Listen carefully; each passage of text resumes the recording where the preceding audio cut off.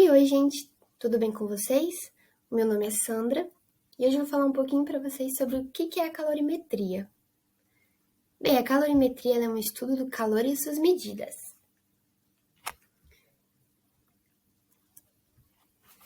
Beleza. Para a gente entender um pouco sobre a calorimetria, a gente precisa entender um pouco sobre a energia interna. A energia interna, ela é a soma de todas as energias, a cinética e a potencial de um sistema. A energia cinética ela está relacionada ao movimento das partículas, e a energia potencial está relacionada à ligação entre as partículas para que elas mantenham o material.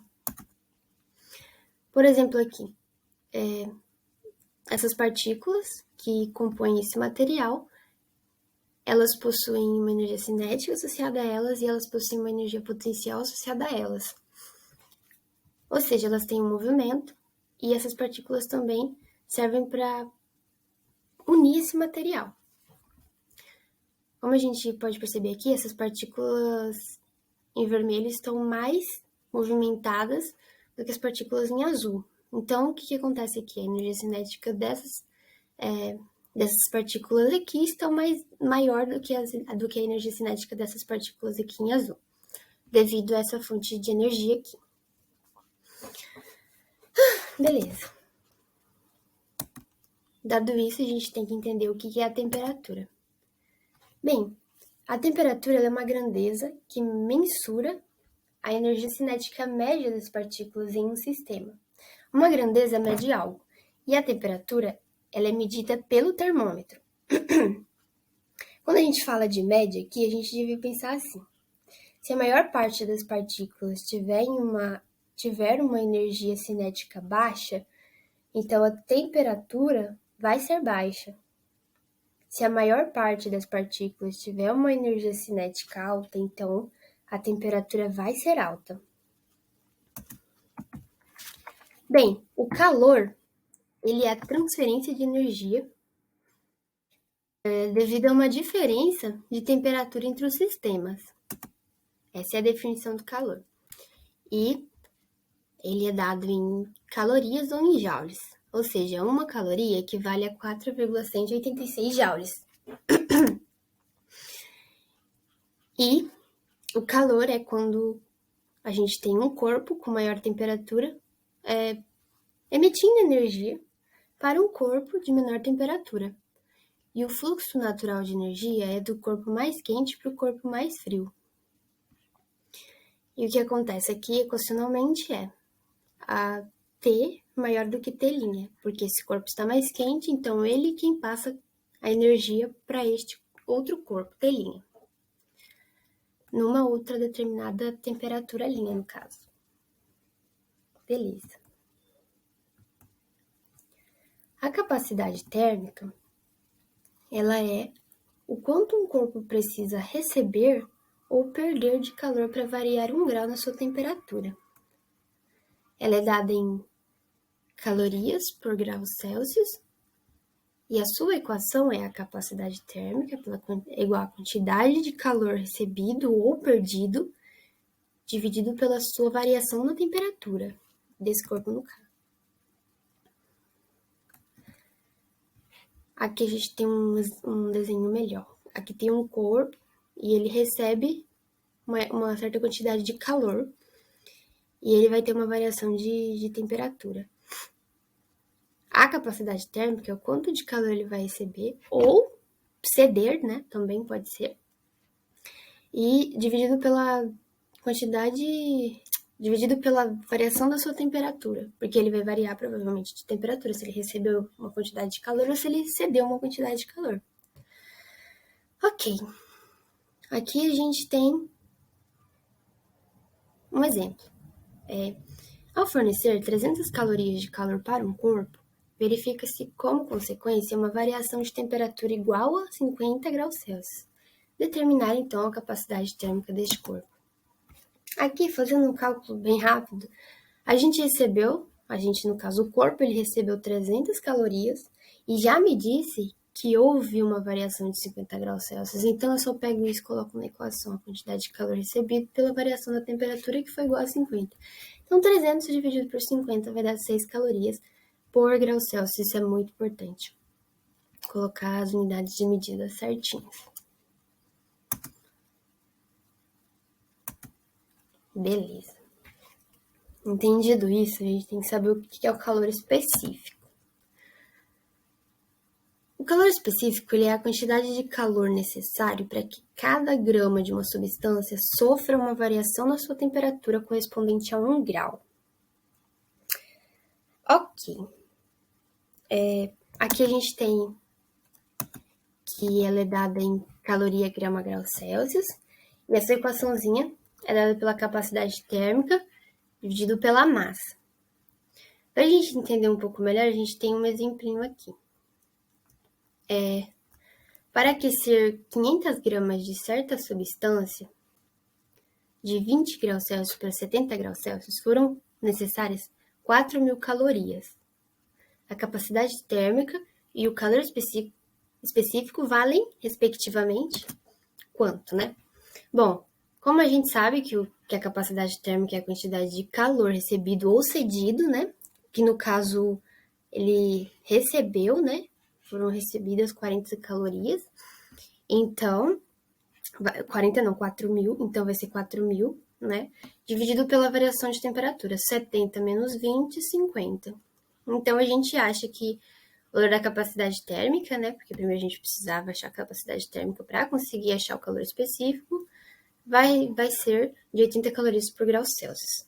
Aí, o que acontece?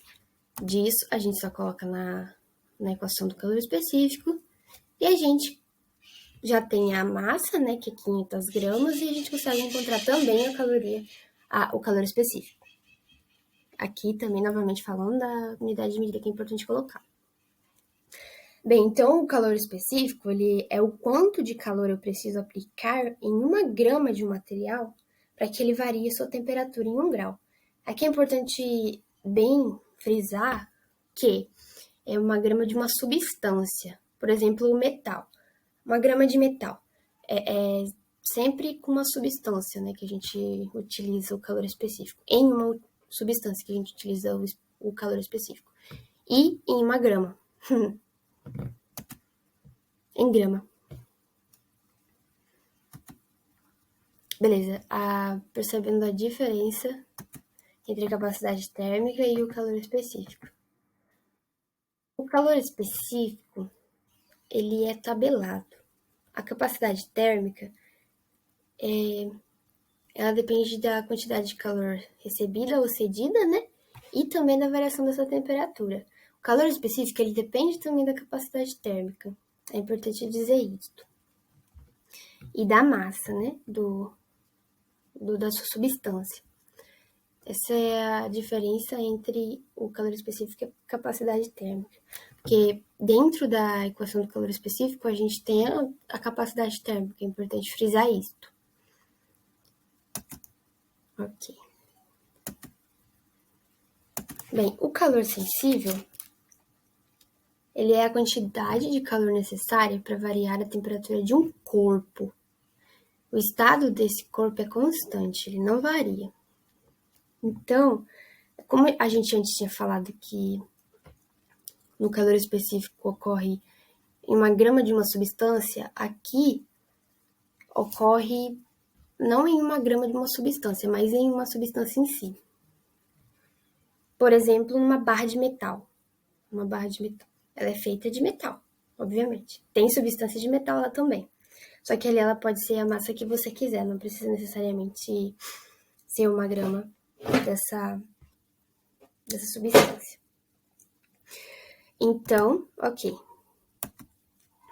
Ele é dado, a unidade de medida é dada por calorias, né? Se a gente for fazer umas simplificações aqui, a gente tem que...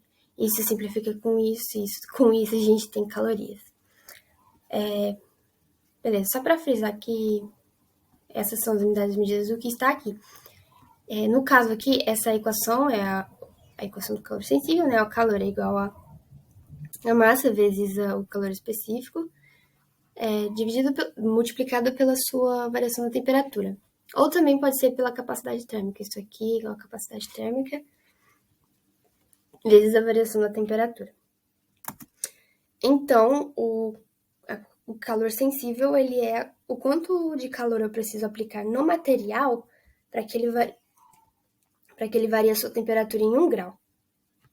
Aqui a gente tem um exemplo de um calor sensível acontecendo. Aqui tem uma fonte, né, de energia, está emitindo energia para essa barra metálica, e essa barra metálica, ela faz o que? Ela está variando a sua temperatura, e não está variando o seu estado, ou seja, né, enfim, ficando só líquida, ou sei lá, se gaseificando.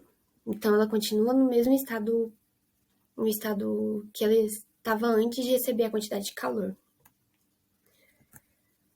Beleza. Calor latente. A quantidade de calor necessária para variar o estado de um corpo. A temperatura ela é constante. Ela é dada por essa equação, né?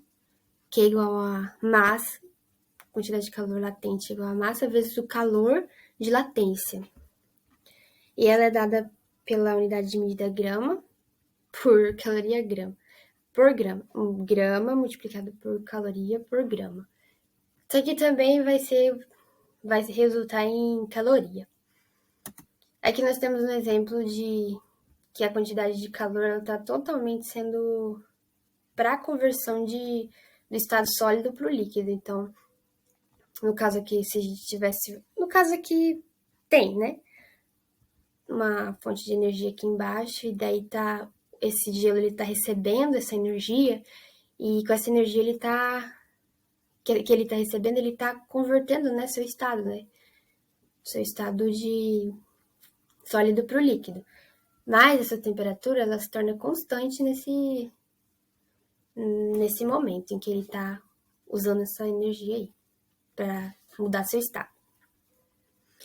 Aí, aqui a gente tem um gráficozinho que é bem interessante sobre os estados da água, né? A gente sabe onde está sendo utilizado as equações, né, do calor latente e do calor sensível. É importante frisar que esse calor de latência, ele é ele é tabelado, então a substância tem a sua calor de latência. Bom, mas vamos frisar aqui no gráfico. Esse gráfico é da temperatura, né, por calorias. Unidade de medida, processo, caloria. Por quantidade de calor. Acho que eu falei um pouco... Enfim, aqui a água ela está a menos 20 graus Celsius, então ela está em estado sólido. Ela vai receber uma quantidade de calor, porque quanto mais para cá, mais calor, quanto mais para cá, mais temperatura. Então, ela vai estar recebendo uma temperatura, ou seja, ela está tendo uma variação de temperatura. Quando ela chega na temperatura zero, que é menos 20 para zero, ela ganhou energia, né? Então, ela está um pouquinho mais quente do que o normal dela ali de antes. Aí, o que acontece? Ela continua recebendo calor, essa água. Só que agora, quando ela chega no 0 graus Celsius, começa o início de fusão dela. Aí, quando começa o início de fusão dela, ela começa a usar esse calor para totalmente transformar o seu estado, né? E a sua temperatura aqui, no caso, é constante. Olha como ela não varia a sua temperatura. Se fosse variar a temperatura, subiria assim. Mas ela não sobe nem desce, né? Então, não varia a sua temperatura. Aí tem o final da fusão. Mas, quando ela chega no final da fusão, ela continua recebendo uma quantidade de calor, e aí ela começa a variar ainda mais sua temperatura. E aí que é utilizada a equação do calor sensível, perdão. Assim vai. Chega aqui numa certa temperatura, e daí ela começa no início da vaporização. Então, a sua temperatura é constante. Então, vai ser convertido o seu estado, né? No caso, você vai sair de vapor, né? Porque já estava no início da vaporização, vai virar um líquido. Daí, fica no final da vaporização. Como a temperatura é constante, a gente utiliza, então, a equação do calor latente. E assim, sucessivamente, até chegar no vapor em si. A gente tem, então, que a gente aumenta mais ainda, né, a quantidade de calor, e vai aumentando mais ainda a temperatura. A temperatura vai ser variada aqui, então vai ser utilizada a quantidade vai ser utilizada o calor sensível. Utilizado o calor sensível. É isso. Aí, beleza. Entendido isso, a gente precisa entender a transferência de energia em forma de calor. Temos 3 formas de transferir de energia, né? Ok. A primeira é a condução, a segunda é a convecção e a terceira é a radiação. Beleza, vamos ver a primeira. A condução, ela se propaga por meio de choques entre as moléculas e ela ocorre, né, em todos os estados da matéria, mas principalmente nos sólidos por conta da forma de arranjo entre as moléculas. Ok. Aqui a gente pode ver que uma barra, né, vamos supor que seja metálica, ela está recebendo uma quantidade de calor aqui dessa fonte, né, a energia está fluindo, né, desse aqui que está mais quente para esse aqui que estava mais frio. Aí, o que acontece? Essas partículas aqui da ponta, pode ver que elas estão até mais vermelhinhas, elas estão com uma energia cinética mais elevada. Então, o que acontece? Elas estão com um movimento maior entre elas em si aqui, e esse movimento vai se propagando por condução, né? Vai se propagando assim, uma vai empurrando a outra, até que vai chegando nas vizinhas e assim, nas próximas às vizinhas e assim vai. Aí, nessa parte aqui da extremidade, onde tem as partículas azuis, tem pouca energia cinética, né? No caso, então, a gente tem uma menor temperatura. Se não havia falado, aqui tem uma maior temperatura. E assim ocorre o calor por condução, né? Uma partícula vai empurrando a outra e assim vai. Assim sucessivamente vai acontecendo o calor por condução. Então, o calor por condução, para frisar, ele é a quantidade de energia transferida, né? Que ocorre por contato entre 2 materiais. E a energia cinética média das partículas é muito maior aqui nessa extremidade, né? Devido a ela estar diretamente com a fonte. E é muito maior do que essa outra ponta aqui, a sua energia cinética. Média, no caso, a temperatura, né? Beleza. A convecção se propaga por meio da movimentação das moléculas em diferentes temperaturas. Ocorre em líquidos e gases. A movimentação cíclica e contínua dessas moléculas geram as correntes de convecção. Então, o que é? A convecção é a quantidade de energia, né, transferida que ocorre entre os fluidos, como líquidos e gases, como a gente pode ver aqui, né? Então, aqui tem uma fonte de energia que está fluindo energia para cá, no caso, né? Então, este fluido ele está recebendo uma quantidade de calor, e aí, nesta parte inferior deste galão, onde está a água, essa água está com uma temperatura mais elevada, né? Então, ela está mais quente, ou seja, está mais quente, a água está menos densa, e essa água tende a subir, né? Essa parte da água tende a subir aqui para essa parte de cima desse galão. E a água que estava aqui em cima está mais gelada. Mais gelada assim, está numa temperatura menos quente do que em relação a essa daqui que está diretamente em contato com o fogo, que é a fonte de energia. Então, essa água aqui, ela vai estar mais densa e vai tender a descer. Com isso, a gente tem um movimento cíclico, né? Que seriam as correntes de convecção.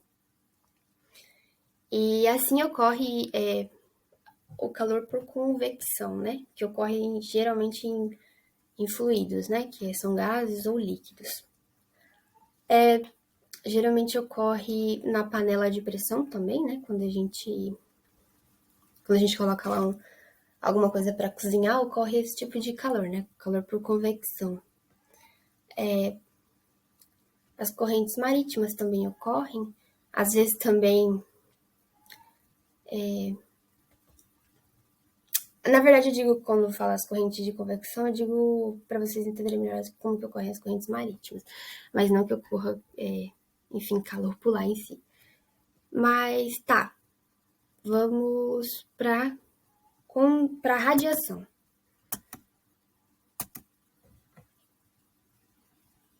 O calor se propaga por meio de ondas eletromagnéticas e ele pode ser refletido por superfícies claras ou espelhadas e absorvido por superfícies escuras.